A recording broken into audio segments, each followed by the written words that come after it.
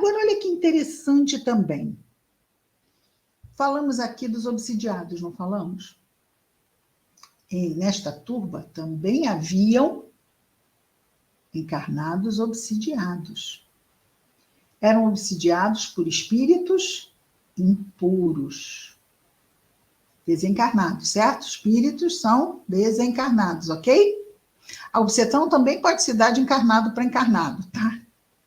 De desencarnado para desencarnado também. Mas aqui eram obsessões de desencarnados para encarnados. Jesus podia ver os desencarnados? Jesus podia ver. Os discípulos não, mas olha, algum comentário Jesus deve ter feito para que Marcos chegasse a escrever sobre os espíritos impuros, porque nós não os vemos? Quer dizer, a não ser que alguém tenha aqui evidência, aí poderia ver. Mas, normalmente, nós não vemos os espíritos que estão envolvidos numa obsessão. Mas os espíritos impuros viam Jesus. Vamos lá. Toda aquela multidão estava vendo Jesus. Como o quê? Como um homem como qualquer outro, certo?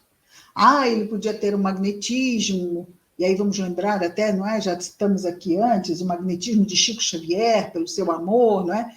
E Chico Xavier não era um espírito puro.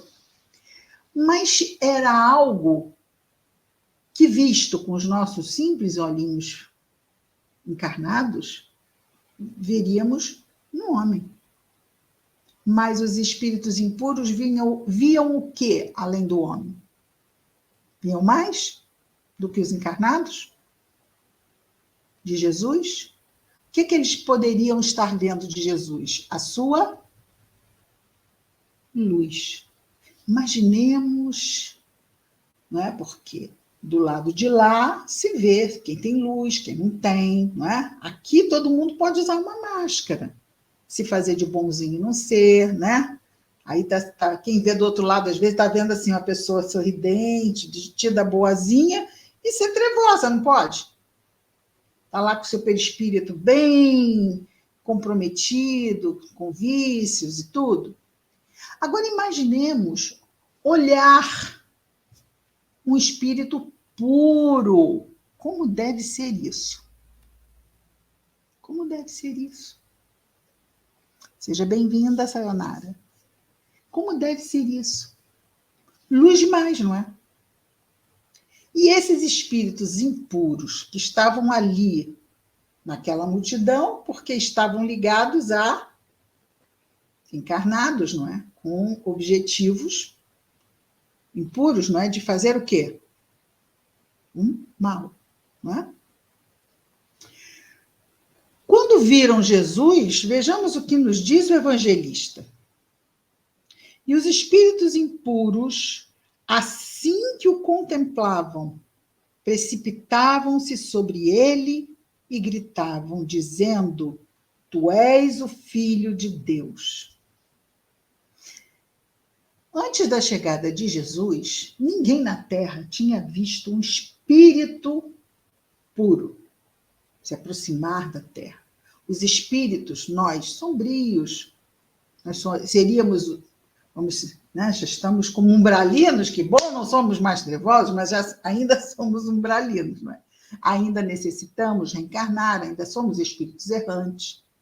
Não temos condições, habitando o nosso lar, por exemplo, que é uma cidade para espíritos errantes, ou seja, que estão entre uma encarnação e outra, não é muito simples ver-se Jesus lá. Pode-se ver através de gravações, não é? De projeções, mas não de ver. Jesus não vai descer para visitar nosso lar. Mas ele veio até a crosta há 2000 anos. Há 2000 anos, com a chegada de Jesus, foi um grande divisor de águas para o planeta Terra. Nunca o planeta tinha visto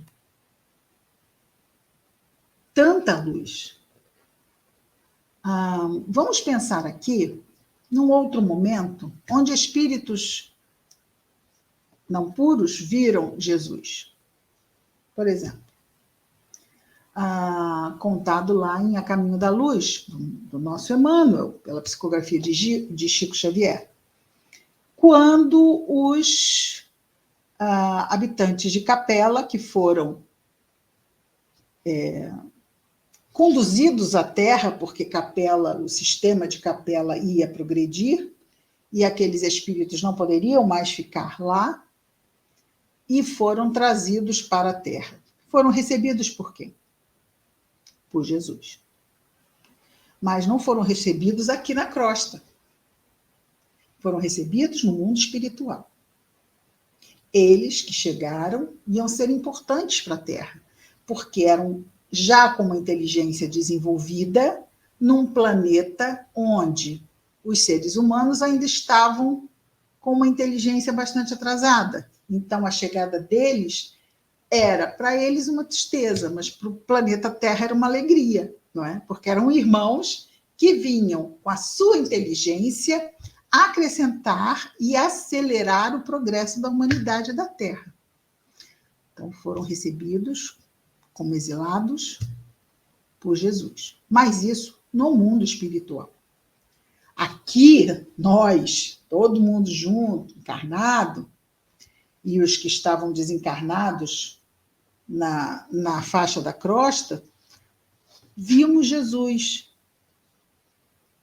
como nunca antes e nunca depois. Então foi um momento, e a gente está esperando ele voltar, não é? A gente quer ver de novo.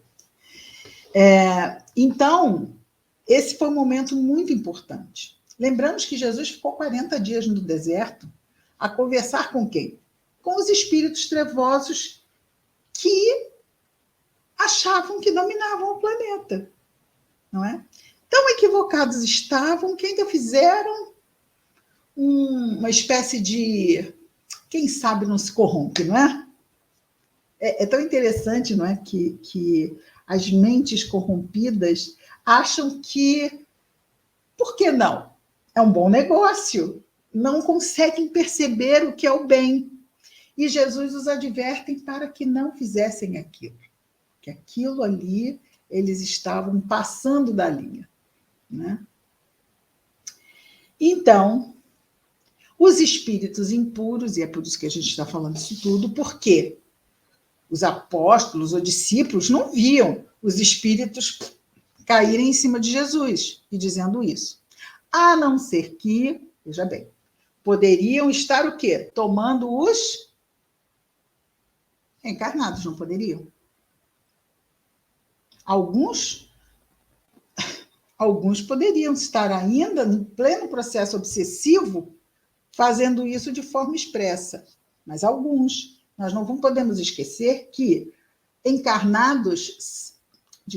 desencarnados, se nós virmos alguém, lembrando aqui do caso de uma obsessão contada por Dr. Bezerra através da mediunidade de Dona Ivone, Dramas da Obsessão, em que era um lar encarnado que estava ali sendo literalmente dizimado por um grupo de obsessores, não é? Os espíritos, coordenados por Dr. Bezerra, foram dar assistência a esse lar.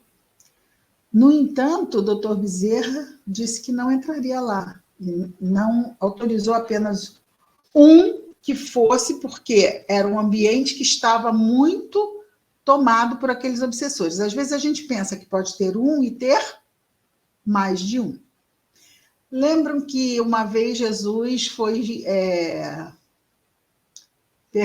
perguntado o nome do espírito, e o que ele respondeu? Legião, porque somos muitos.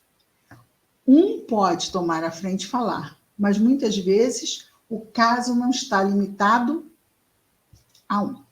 Mas fato é que esses espíritos viram quem era Jesus e disseram que ele era o Filho de Deus. Ora, por que eles disseram isso? Porque alguém com aquela luz não podia ser qualquer um.